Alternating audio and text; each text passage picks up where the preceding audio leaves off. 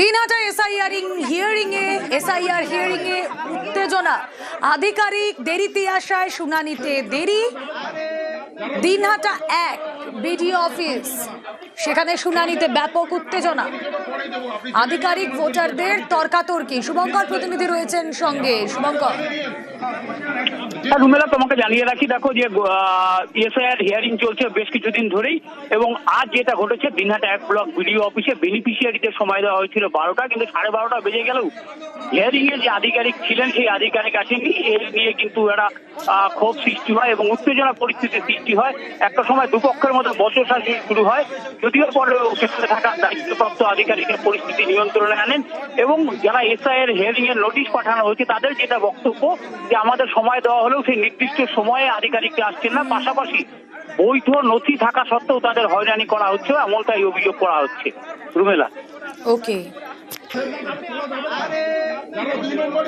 যে বারটা হচ্ছে এটা আমার অ্যাসাইন ছিল। বাইকে আমি এখানে থাকি কুটিমারিতে, আসতে যাওয়ার সময়টা লাগলো। সেই সময় আমার কাছে হয়তো ফোন একটা গিয়েছিল, ফোনটা ধরিনি।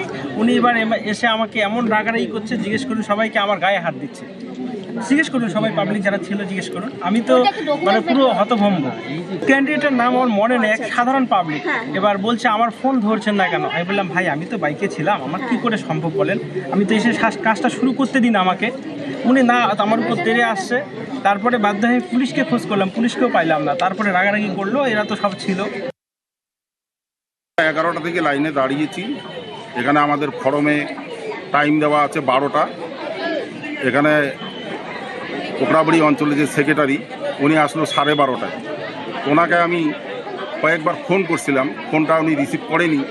তো উনি আসার সাথে সাথে আমি ওনাকে বললাম যে দাদা ফোনটা কেন রিসিভ করছেন না? উনি আমাকে বললো কেন আমি আপনার ফোন রিসিভ করব। তারপর ওনাকে বললো টাইমটা কখন আছে? তা উনি আমাকে বলছে যে 12টা বাজে। আমি মোবাইলটা বাইর করে আপনি টাইমটা দেখেন না। পরে উনি নিজেই টাইমটা দেখলো 12:30 বাজে। উনি কি বিএলও? না, উনি সুপারভাইজার। আর সমস্যা এখানে আমার এই যে ফর্মটা ওরা একটা ভুল করে সাইন করছে, তারপরে এটা আবার কেটে দিল, কেটে দিয়ে তারপর আমাকে দিল। কেটে দিয়ে আবার কি নতুন করে সই করেছিলেন? না, আর সই করেননি। আপনার নোটিশে এই যে সই করে সই কেটে দিল, তো এই বিষয়ে আপনি কি ভিডিওর দ্বারস্থ হবেন? অবশ্যই হবো।